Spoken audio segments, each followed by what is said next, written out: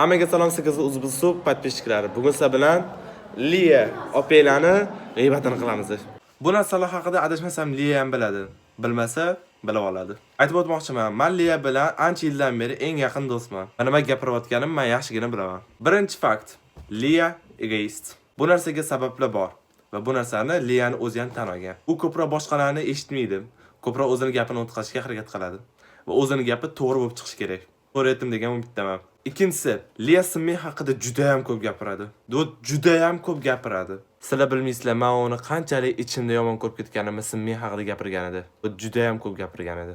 Kiygan kiyimini, boshqalar bilan SMS yozishganini, konsertdagi bo'tgan narsalarni juda ham ko'p gapiradi va men shu orqali Simminni yaxshilab tanib olganman. Uchinchisi, Liya SMS'ga juda ham kech javob beradi.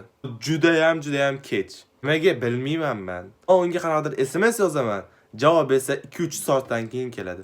Nima bu? Yaqinda Liyani yaxshi taraflarini ham gaplashamiz, lekin bugun men sizga salbiy taraflarini aytishga qaror qildim. Rasiyada salbiy taraflarini yana aytaman. Salbiy taraflari juda ham ko'p Liya opelani. Bye.